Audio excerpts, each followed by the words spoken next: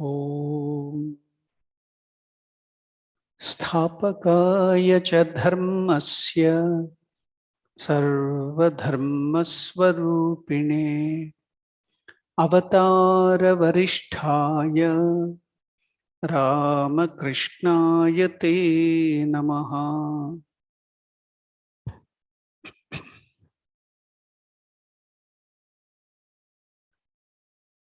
Offering my obeisance at the feet of Sri Ramakrishna, Mother Sharda Devi and Swami Vivekananda,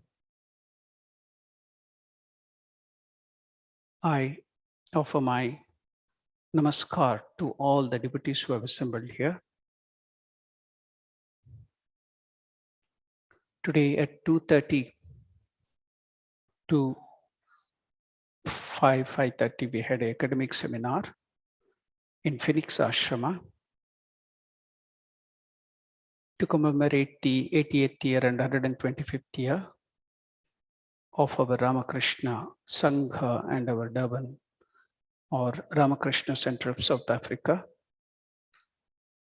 I had to present a paper to this academic seminar that was ill effects of attachment and the remedies as suggested in Gospel of Sri Ramakrishna. So my presentation of the paper to this academic seminar was from 2:30 to 3:30. So I finished that quickly. I started there at 3:35 or 3:40 and reached here 6 minutes before, and I have come here.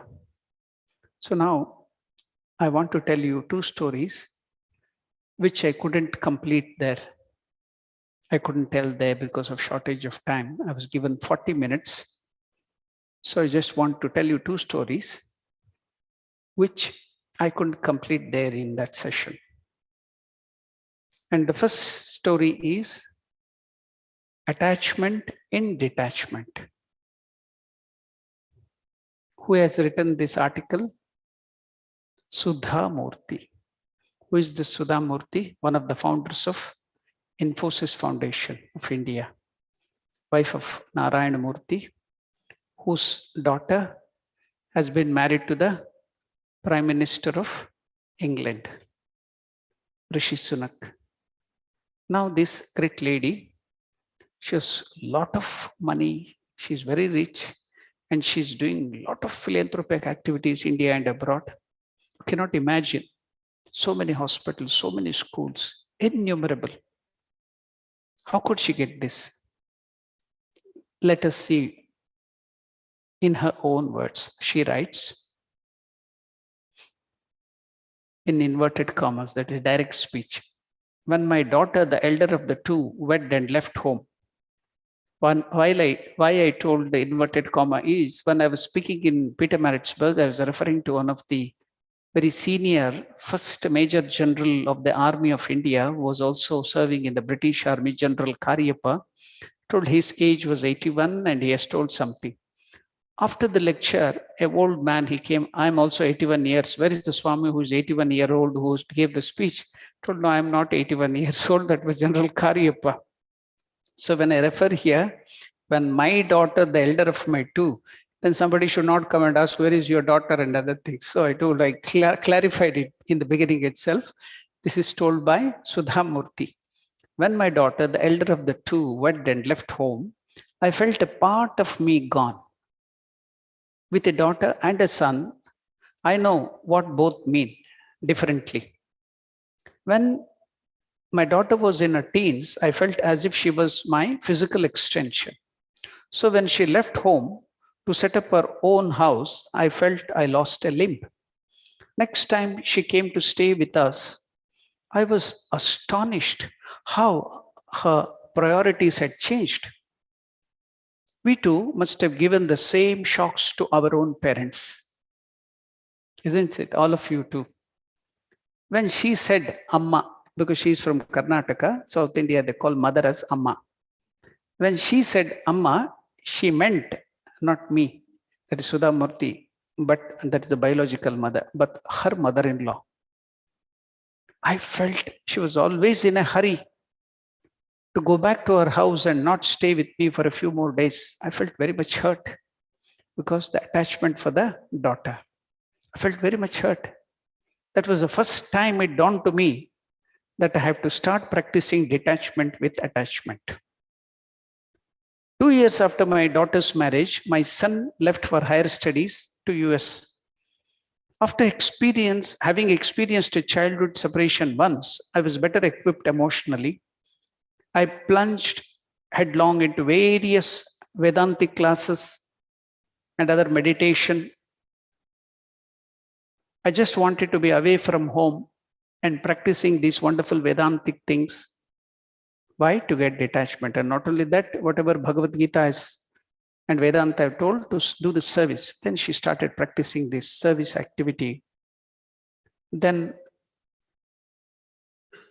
she wanted to be away from home since her husband was a 24/7 workaholic, Narayan Murthy.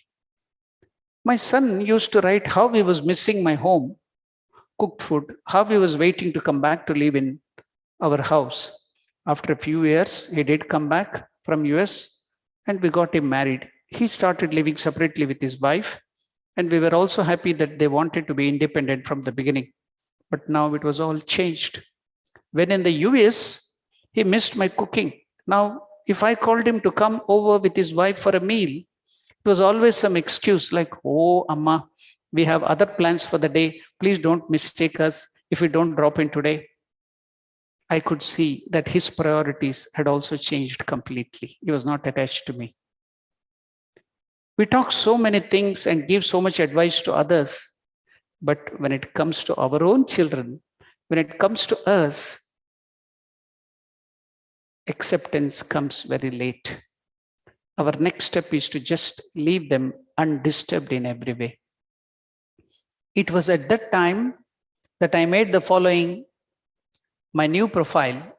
In all my relationship, rather than interactions, I got my best and do my best to live up what I say. My attachment with all the family members, with the husband, with the children, with all other relatives and everybody for that sake is complete. However, I remain detached in the sense that I do not accept them to reciprocate my affection. All the problems come when you expect. When you have no expectation, then there is no problem. All the problems comes when you expect something. I make a conscious effort not to interfere or pass judgment on their lives they choose to lead. My concern for my near and dear ones will not fade with my detachment. I still love them. I do serve them. If you let go of the ones you love, they will never go away. That is the beauty of attachment with detachment. I have learned to love and let go. This dictum has developed tolerance in me. When I let the people live the way they want to, I learn to accept them for what they are. I accept them for what they are. Most importantly, I learn to tolerate the world around me, and this tolerance brings in me a sense of peace and contentment. Now, I have realized that we start growing mentally much more only after the children leave the house, and we have to tackle the emotional vacuum that arises along with age-related problems. I especially dedicate this post to my friends who are totally dependent upon their children's lives to nurture their own selves emotionally. Please develop your own interests, hobbies, etc. However mundane they seem to be, we must learn to love whatever we do instead of doing whatever we love. Very important to learn attachment with detachment with age. So now all of us face this problem. You may be attached to animal, you may be attached to children, you may be attached to so many things, your position, your power, your house, so many varieties of attachment. Now, what is the ill effect of this attachment? It is very serious. You know, there was one great devotee in the Bhagavata. His name was Ajamila. Earlier he was a good man. Later on he went into the bad ways. He learnt all vices. Then he fell into the bad ways, became a very great sinner. He sinned all his life. He had a son. He had named him Narayana. Now, fag end of his life, death approached. He was about to die. At that time, the messengers of death came, stood before him. Seeing their ugly form, he was so afraid. He wanted to run away from them. Old age, he can't run. So to help him, he called his son. He was not calling Lord Narayana. He was calling his son. Name was Narayana. Oh, Narayana, come and help me. But immediately, the messengers of Vaikuntha Vishnu came, chased away this god of messengers of the death, and took him to Vaikuntha.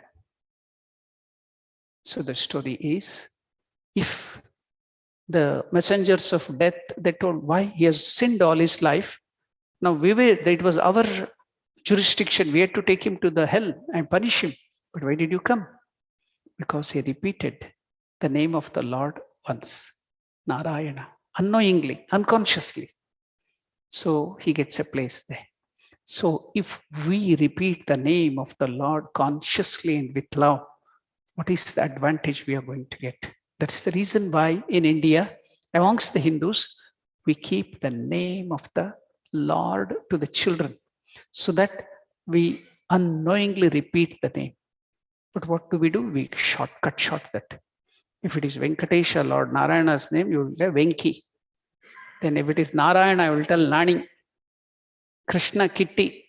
Like that, you go on shortening everything. Instead of telling the name of the Lord, you shorten everything. And that is okay. At least something you will remember the name of the Lord. But nowadays, the parents don't even keep the name of the Lord to their children at all. Inky, Pinky, Venky, Monkey, so many things, varieties of names they are going to keep.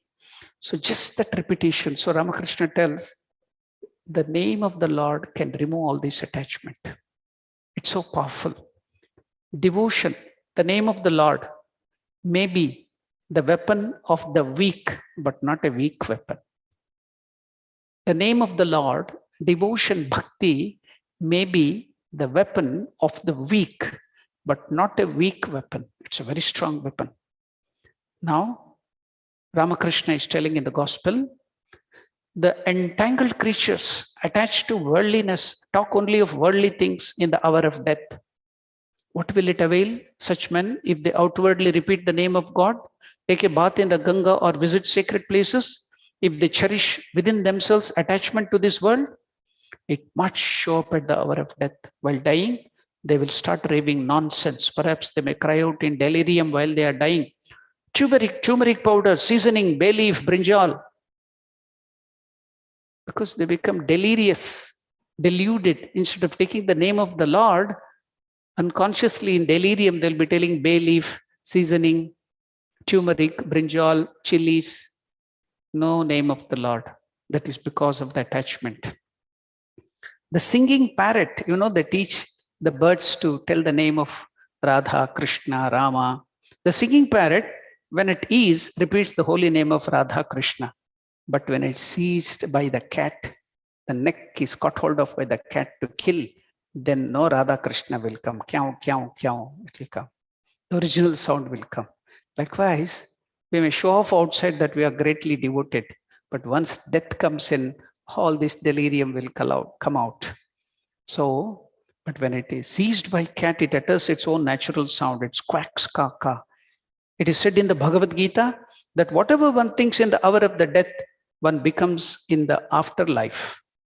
So what do you think at the time of the death, you become afterlife? Bhagavad Gita, Lord Krishna tells.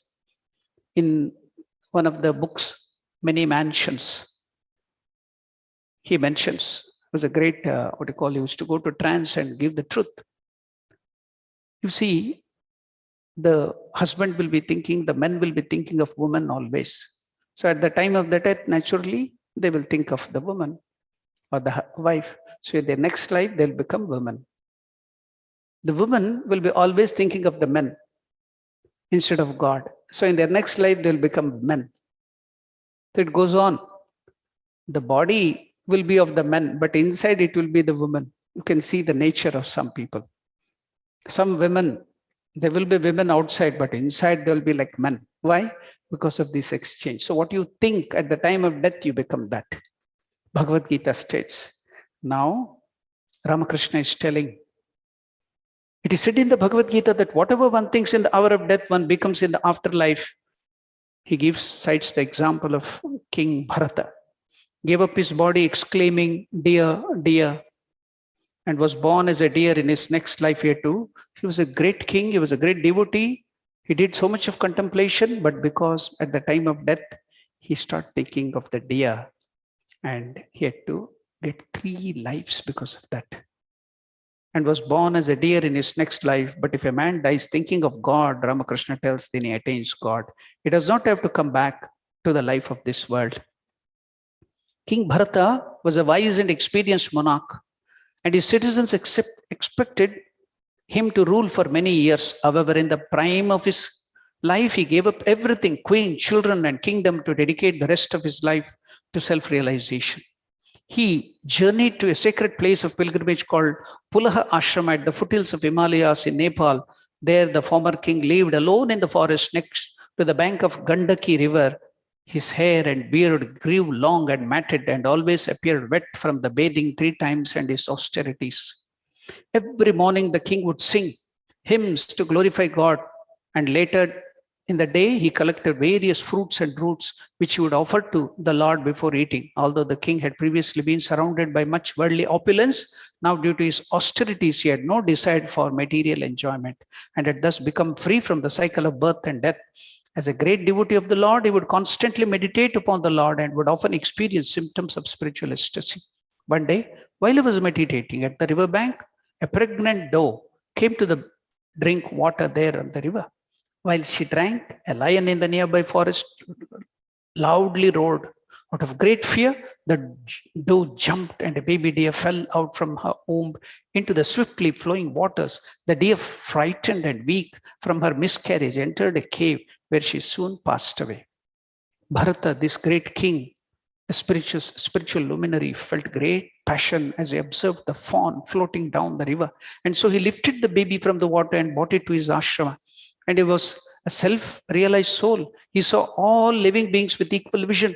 Realizing that the soul is present in all bodies, he fed the deer daily with fresh green grass and made sure it was always comfortable.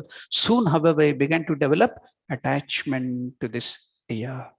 He lay down with it, walked with it, bathed with it, and even ate with it. When Bharata went to the forest to collect fruits and roots, he would always take the deer with him for the fear of the dogs and jackals or tigers might attack it.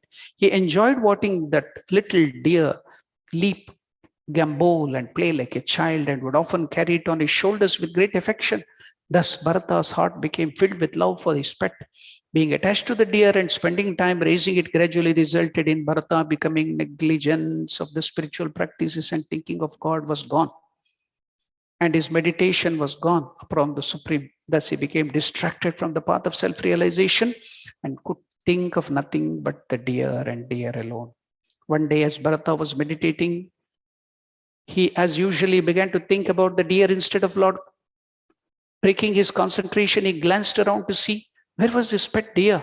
When he could not see it anywhere, his mind became agitated and began frantically searching his ashrama. But the deer was nowhere to be found.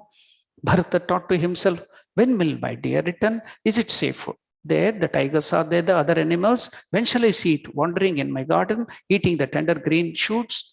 The day wore on and the deer did not return. Bharata became overwhelmed with anxiety and set out after the deer, following its hoof prints in the pale moonlight. In its madness, he began to talk to himself. This deer was so dear to me that I feel as though I have lost my own son.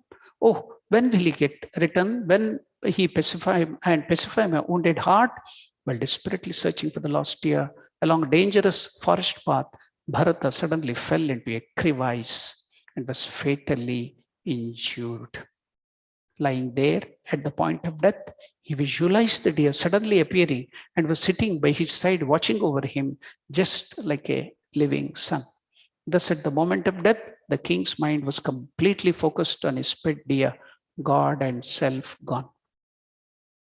As told in the Bhagavad Gita, Krishna says, whatever state of being one remembers, when he quits the body, that state he will attain without fail. Consequently, in the next life, King Bharata entered the body of a deer. He became a deer. Although most living beings are unable to remember previous lives due to spiritual advancement, Bharata, even in the animal body of the deer, could understand the cause of his taking such a birth. He began to lament, what a fool I was. I have fallen from the path of self-realization. I gave up my family, kingdom, queens, and went to solitary holy places in the forest to meditate, where I always glorified the Lord of the universe. But due to my foolishness, I led my mind to become attached to this deer. Of all the other things, a deer, and now I have justly received such a body. No one is to be blamed other than myself. Having learnt a valuable lesson, Bharata was able to continue his spiritual progress even as a deer. He once again became detached from all material desires. He no longer cared for any attachment now.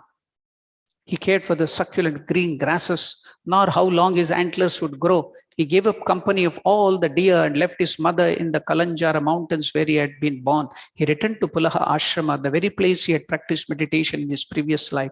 This time, however, Bharata was careful not to ever forget the Supreme Lord. Staying near the hermitages of the great saints, he avoided all materialists and lived very simply, eating only hard, dry leaves. When the time of death came, the deer, Bharata, Jada Bharata, upon leaving his body of the deer, Bharata loudly uttered the prayer, O Lord, you are the source of knowledge, the controller of the entire creation, and the super soul, the Paramatman within the heart of every living being. You are beautiful and attractive. I am quitting this body of the deer, offering my obeisance unto you, hoping that I may eternally engage in your devotional service. In his next life, King Bharata took birth in a pure Brahmin's family, a family of devotees. And again, by God's mercy, would remember his past lives known as, so he became Jada Bharata. Why? Jada means dumb. He became very much afraid of his family and friends as he grew up, since he may get again into attachment, since they were mostly materialistic people, and Jada Bharata feared that their association might again propel him to the lower species. Therefore, to avoid such contact, he pretended to be dumb, deaf, and blind. So that's why he was called Jada Bharata. Although he actually extremely intelligent within himself, however, he would always fix his mind upon the Lord within the heart. So the story goes on how he realizes God and he comes out of it. What a great Gnani he was. But this much is enough. Just one small attachment to that great soul, giving up all his kingdom, got attached to the deer, and he had to take 3 lives for that. So now think deeply what will happen to us, how much attached we are. So should we not be attached to our children, our wife and husband or anybody? You can be. But as Ramakrishna tells, see God in them and be attached to the God in them, serve them, do everything, not to the physical body, not to your selfishness, but seeing God in them. If you be attached, you will be attached to the God and you will be protected by the Lord. That is how we can come out of the attachment. So the story still continues. It's wonderful, but because of the lack of the time, I'm stopping here. Let us contemplate. Let us think where we are, what we are, what are we doing? What is our attachment? How much we are drowned in worldliness? When are we going to prepare for our old age? When are we preparing for the death, which is imminent? Any time during the corona, they dropped off like any worms. And we do not know when that may come back again. So before that, let us be prepared, give up our attachment. But how? Attachment and detachment. Seeing God in everything and serving them and meditating on the Lord, taking the name of the Lord. And just like Ajamela, just once he repeated the name of the Lord, he could get Vaikuntha with love and affection. Let us serve the Lord and get that beautiful divine position of the Lord, the feet of the Lord. Om Shanti Shanti Shanti Harihi Om.